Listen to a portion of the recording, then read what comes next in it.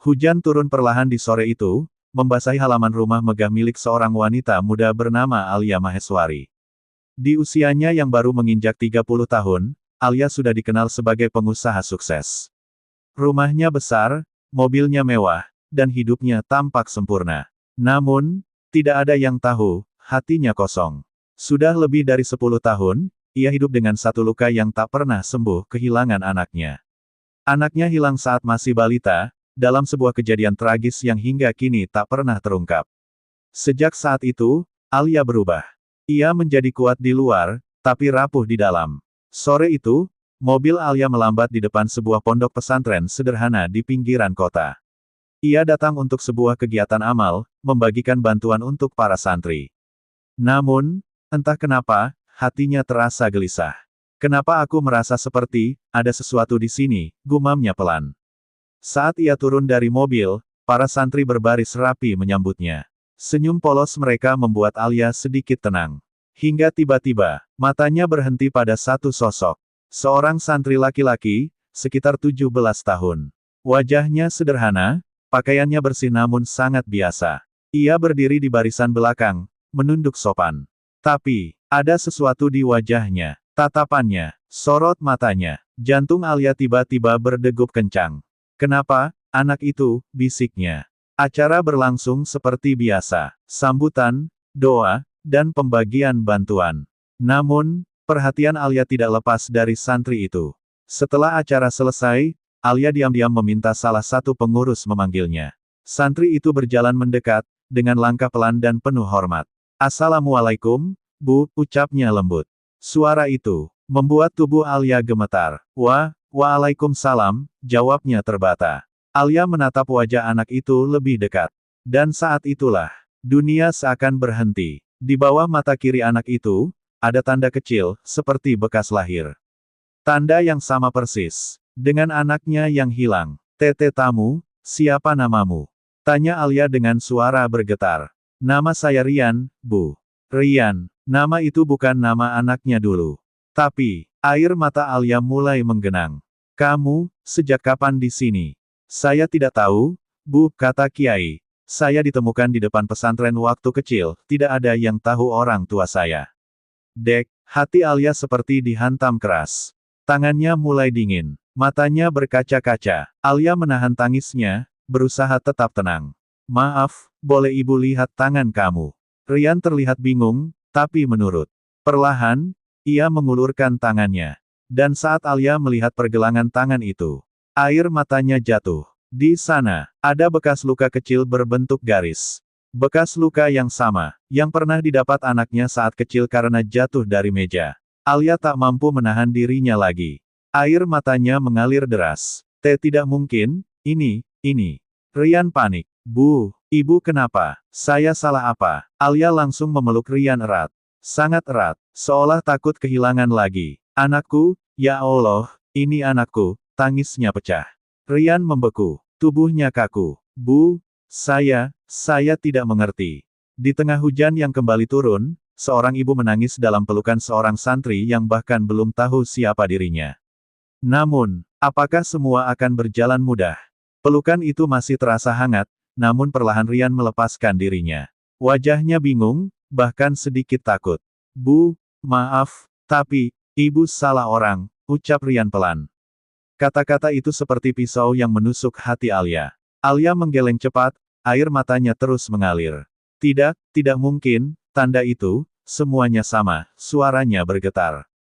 Rian menunduk. "Sejak kecil, saya memang tidak tahu siapa orang tua saya. Tapi, bukan berarti saya bisa langsung percaya." Kalimat itu membuat Alia terdiam. Ia sadar, bagi Rian, ini semua terlalu tiba-tiba. Tak lama, seorang lelaki tua berjubah putih mendekat. Dialah Kiai Hashim, pimpinan pesantren. "Ada apa ini?" tanyanya tenang. Alia mencoba menenangkan diri. "Pak Kiai, maaf, saya merasa anak saya yang hilang." Kiai Hashim menatap Rian, lalu kembali ke Alia. Wajahnya berubah serius. "Sudah lama sekali saya menunggu momen ini," katanya pelan. Alia terkejut. "Maksudnya?" Kiai Hashim menghela napas panjang. 17 tahun lalu, saat subuh, saya menemukan bayi di depan gerbang pesantren. Dibungkus kain mahal, bukan dari keluarga biasa. Alia mulai gemetar. Itu anak saya.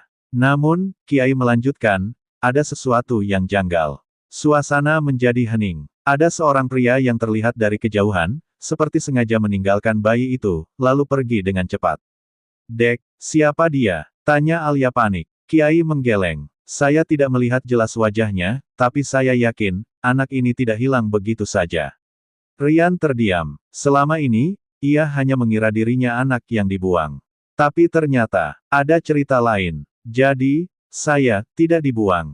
Suara Rian bergetar. Kiai menatapnya lembut. Tidak, nak. Sepertinya kamu disembunyikan. Alia menangis lagi. Ia langsung memegang wajah Rian dengan penuh harap. Anakku, maafkan ibu sudah mencari kamu kemana-mana. Namun Rian mundur selangkah. Air matanya juga mulai jatuh. Tapi, kenapa ibu tidak menemukan saya selama ini? Tanyanya lirih. Pertanyaan itu membuat Alia tak mampu menjawab. Tiba-tiba, seorang wanita datang tergesa-gesa dari arah mobil Alia. Bu Alia, kita harus pulang sekarang. Itu adalah asistennya, Sinta. Wajah Sinta terlihat tegang. Ada apa? Tanya Alia. Sinta mendekat, berbisik pelan. Tuan Arka datang, dan dia marah besar karena ibu ke sini. Nama itu membuat wajah Alia langsung berubah pucat. Rian memperhatikan. Siapa Arka? Tanyanya. Alia terdiam. Tangannya mengepal. Dia, suaranya lirih, penuh ketakutan. Orang yang paling tidak ingin ibu temui hari ini. Tiba-tiba, suara mobil berhenti keras di depan pesantren. Pintu terbuka. Langkah kaki tegas terdengar. Seorang pria berjas hitam turun dengan tatapan dingin. Dialah Arka. Matanya langsung tertuju pada Rian. Dan, senyum tipis muncul di wajahnya. Senyum yang penuh arti. Akhirnya, ketemu juga, gumam Arka pelan. Alia langsung berdiri di depan Rian, melindunginya. Jangan dekat-dekat dia, bentaknya. Arka tertawa kecil. Sudah 17 tahun, kamu masih belum sadar juga, Alia. Suasana menegang. Apa maksudmu? Tanya Alia. Arka menatap Rian tajam, lalu berkata dengan tenang. Dia bukan sekadar anak yang hilang. Dek, dia adalah anak yang sengaja aku singkirkan. Dunia Alia runtuh seketika. Rian membeku. Kiai Hashim terkejut. Dan hujan kembali turun lebih deras. Seolah langit ikut menangis. Hujan turun semakin deras. Suasana di halaman pesantren berubah mencekam. Semua mata tertuju pada Arka. Rian berdiri kaku. Nafasnya terasa berat. Ia menatap pria itu dengan campuran bingung, takut, dan marah. Apa maksudmu? Suara Rian bergetar. Alia langsung berdiri di depan Rian, tubuhnya gemetar namun berusaha kuat. Arka, jangan berani-berani bicara lagi. Bentaknya. Namun Arka hanya tersenyum tipis. Senyum yang dingin, dan penuh rahasia. Sudah cukup kamu sembunyikan semuanya, Alia, ucap Arka santai. Sekarang saatnya dia tahu kebenaran. Diam, teriak Alia histeris. Air matanya jatuh tanpa henti. Namun, Rian melangkah maju. Tidak, saya ingin tahu, katanya pelan, tapi tegas. Alia menoleh cepat. Rian, jangan, ibu mohon. Ibu. Rian menatapnya dalam-dalam. Kalau memang ibu, saya berhak tahu semuanya. Kalimat itu menghantam hati Alia. Ia terdiam, tak mampu lagi menahan. Arka menepuk tangannya pelan. Bagus, anak yang berani. Ia lalu berjalan mendekat, menatap Rian dari atas sampai bawah. Dengar baik-baik, 17 tahun lalu, ibumu ini adalah wanita yang sangat lemah. Cukup, Arka. Alia mencoba menghentikan. Namun Arka tak peduli. Dia punya segalanya, harta, keluarga, tapi satu kesalahan menghancurkan semuanya. Rian menggenggam tangannya. Apa maksudmu? Arka menatap tajam. Kamu, lahir dari hubungan yang tidak diinginkan. Dek, dunia seperti berhenti. Alia langsung jatuh terduduk. Jangan katakan itu, tangisnya pecah. Rian mundur perlahan. Matanya mulai berkaca-kaca. Jadi, saya, anak yang tidak diinginkan. Suaranya hampir tak terdengar. Alia menggeleng kuat. Tidak seperti itu. Ibu sangat mencintaimu. Arka tertawa sinis. Mencintai? Kalau mencintai, kenapa kamu biarkan aku membawanya pergi waktu itu? Suasana sunyi. Alia menutup wajahnya. Tangisnya semakin keras. Itu karena, aku diancam, ucapnya terbata. Rian terkejut. Diancam. Arka menghela napas panjang, lalu berkata datar. Ya, aku yang mengancamnya. Semua terdiam. Aku bilang padanya, kalau dia tidak menyerahkan bayinya, aku akan menghancurkan hidupnya. Kariernya, keluarganya. Kenapa? Teriak Alia sambil menangis. Kenapa kamu sekejam itu? Arka menatap dingin. Karena anak itu adalah bukti kesalahanmu. Dan aku tidak mau namaku ikut hancur. Dek, Rian membeku. Perlahan ia menatap Arka. Jadi, suaranya bergetar hebat. Kamu, ayah saya. Hening. Hanya suara hujan yang terdengar. Arka tidak langsung menjawab. Namun, tatapan matanya cukup untuk menjelaskan segalanya. Rian mundur beberapa langkah. Dunianya runtuh. Orang yang selama ini tidak ia kenal. Ternyata adalah orang yang membuangnya. Dan, ayahnya sendiri. Kenapa? Air mata Rian jatuh. Kenapa kamu lakukan itu ke saya? Arka terdiam sejenak, lalu menjawab dengan dingin. Karena kamu, tidak pernah seharusnya lahir. Plak, Alia menamparkan Arka dengan keras. Cukup, kamu bukan manusia, teriaknya. Ia langsung berlari memeluk Rian. Maafkan ibu, tangisnya pecah. Rian diam, tubuhnya kaku, air matanya terus mengalir. Namun, perlahan ia melepaskan pelukan Alia. Ibu, suaranya pelan. Alia menatapnya penuh harap. Saya, butuh waktu. Kalimat itu sederhana, namun terasa sangat berat. Rian menoleh ke Kiai Hashim. Saya ingin tetap di sini, untuk sekarang.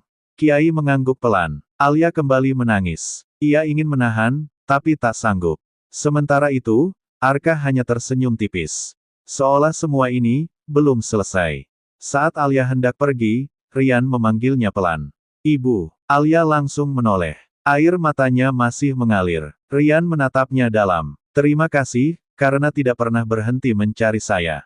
Alia menangis lebih keras. Untuk pertama kalinya, ia merasa harapan itu masih ada. Namun di kejauhan, Arka mengeluarkan ponselnya, dan berkata pelan, awasi anak itu, jangan sampai dia ikut campur terlalu jauh. Malam itu, hujan telah reda. Namun di dalam hati Rian, badai justru baru dimulai. Ia duduk sendiri di serambi pesantren.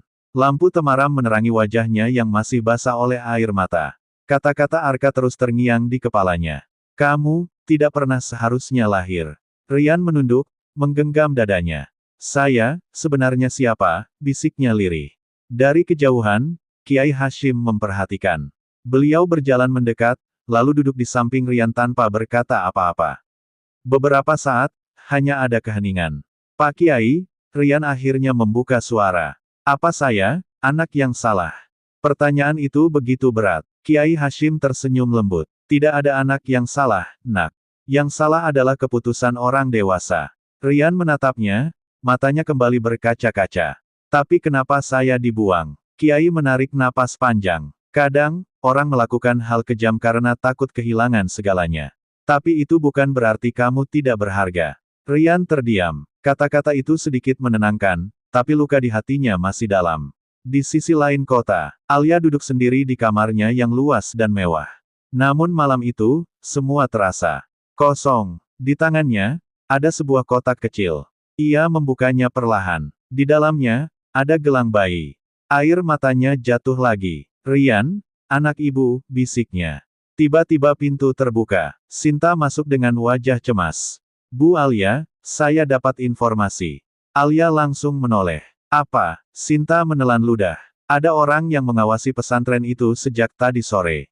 Dek, siapa? Tanya Alia tegang. Saya tidak tahu pasti, tapi sepertinya orang suruhan Tuan Arka. Alia langsung berdiri. Wajahnya berubah serius. Tidak, saya tidak akan biarkan anak saya dalam bahaya lagi. Kembali ke pesantren, Rian akhirnya masuk ke kamarnya. Ia berbaring, tapi matanya tidak bisa terpejam. Terlalu banyak yang terjadi hari ini. Terlalu banyak yang berubah.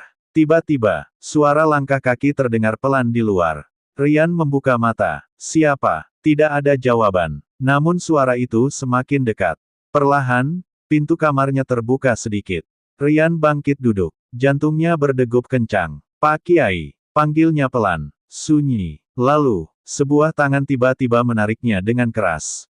Rian terkejut. Hei, siapa kamu? Teriaknya. Dua pria bertopeng langsung membekap mulutnya. Diam kalau tidak mau celaka. Bisik salah satu dari mereka. Rian berusaha melawan, tapi tenaganya kalah. Di luar pesantren, sebuah mobil hitam sudah menunggu. Rian diseret keluar secara paksa.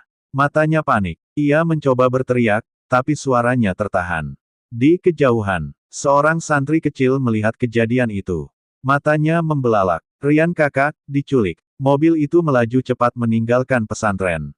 Di dalam mobil, Rian terikat. Nafasnya tersengal. Kenapa kalian lakukan ini? Katanya lemah. Salah satu pria hanya tertawa kecil. Perintah atasan. Atasan siapa? Pria itu mendekat, lalu berbisik. Kamu terlalu berbahaya, untuk tetap hidup tenang. Sementara itu, Alia yang sedang dalam perjalanan menuju pesantren tiba-tiba menerima telepon. Bu Alia, Rian diculik. Suara panik terdengar dari seberang. Dek, apa? Mobil Alia langsung berhenti mendadak. Tubuhnya gemetar. Tidak mungkin, air matanya langsung jatuh. Di tempat lain, Arka berdiri di depan jendela kantornya.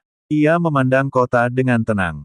Lalu perlahan tersenyum. Sekarang, kita lihat seberapa jauh kamu bisa bertahan, Rian. Namun, ia tidak tahu satu hal. Bahwa tindakan ini, akan menjadi awal kehancurannya sendiri. Mobil hitam itu melaju kencang menembus malam. Di dalamnya, Rian terikat, tangannya diborgol, mulutnya sudah tidak lagi dibekap, tapi tubuhnya lemah.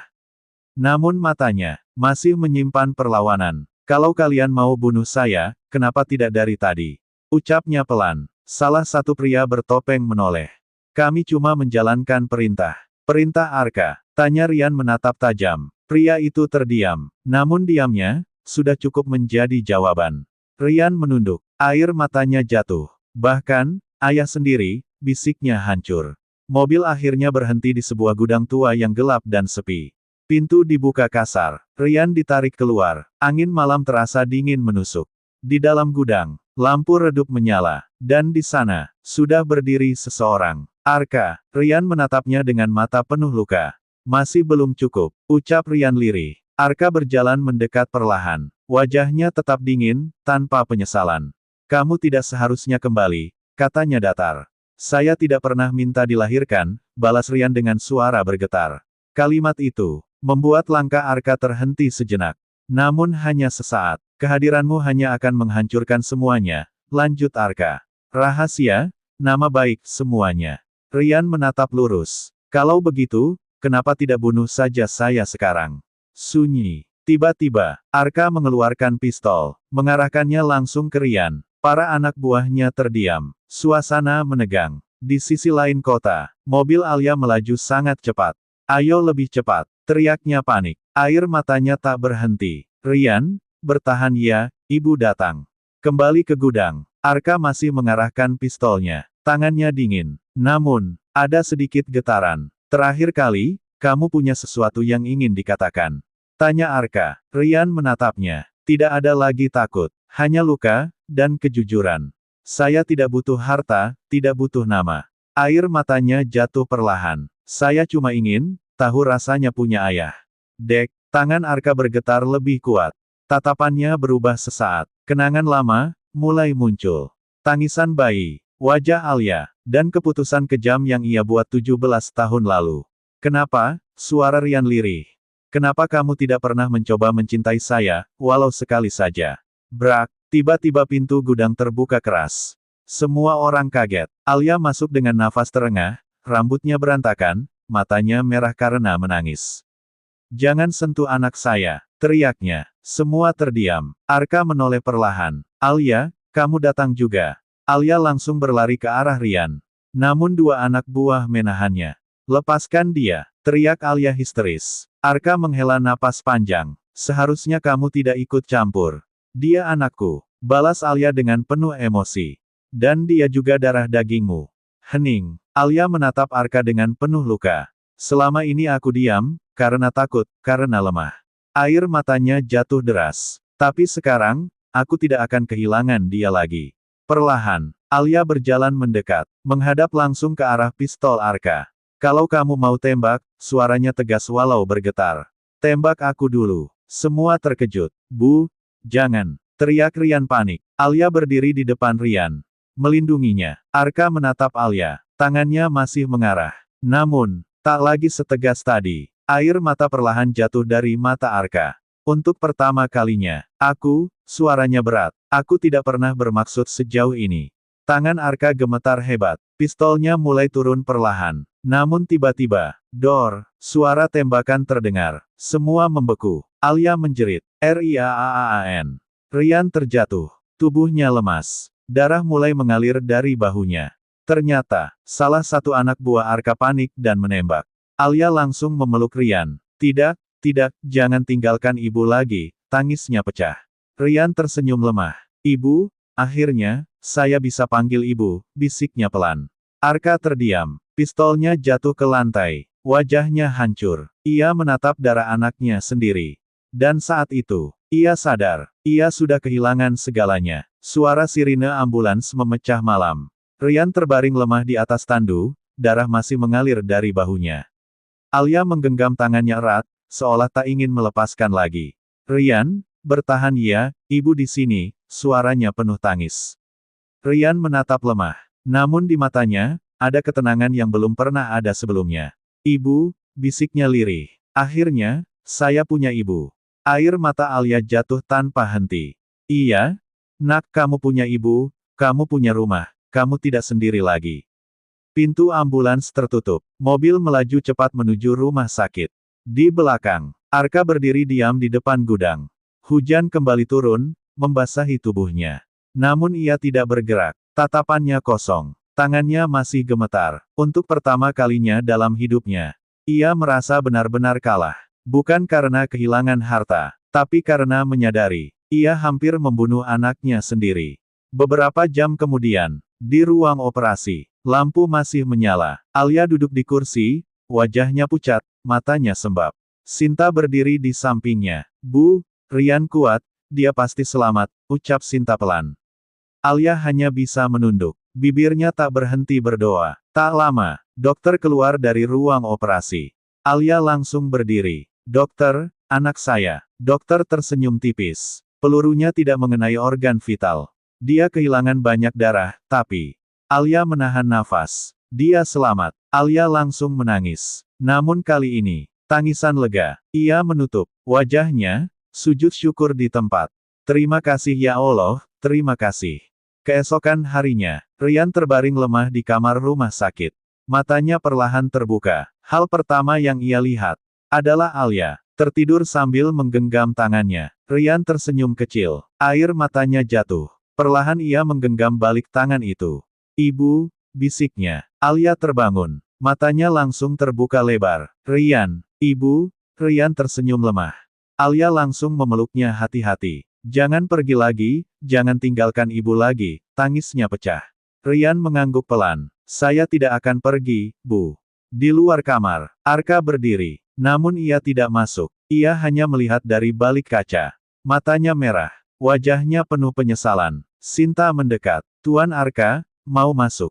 Arka menggeleng pelan. Tidak, aku tidak pantas. Ia menunduk. Aku sudah terlalu banyak menghancurkan hidup mereka. Beberapa hari kemudian, Rian sudah mulai pulih. Ia duduk di taman rumah sakit bersama Alia. Suasana tenang. Untuk pertama kalinya, mereka benar-benar bersama. Ibu, Rian membuka suara. Alia menoleh. Setelah ini, saya ingin tetap jadi santri. Alia tersenyum lembut, walau matanya berkaca-kaca. Kalau itu yang membuat kamu bahagia, ibu akan dukung. Rian tersenyum. Tapi, saya juga ingin belajar jadi anak ibu yang baik. Air mata Alia jatuh lagi. Ia memeluk Rian erat. Dari kejauhan, Arka melihat mereka. Ia tersenyum kecil. Namun kali ini, senyum yang penuh keikhlasan. Ia lalu berbalik, dan pergi. Beberapa bulan kemudian, di pesantren, Rian kembali mengenakan pakaian santri. Namun kali ini, ia tidak sendiri. Alia sering datang, membawa makanan, membawa kasih sayang yang dulu hilang. Suatu sore, Rian duduk di bawah pohon. Alia di sampingnya. Ibu, ucap Rian pelan. Iya, nak, terima kasih, sudah tidak menyerah mencari saya. Alia tersenyum, lalu mengusap kepala Rian. Ibu tidak akan pernah menyerah, untuk kamu. Angin sore berhembus pelan, dan untuk pertama kalinya, luka itu tidak lagi terasa menyakitkan. Karena kini, telah digantikan oleh cinta yang kembali.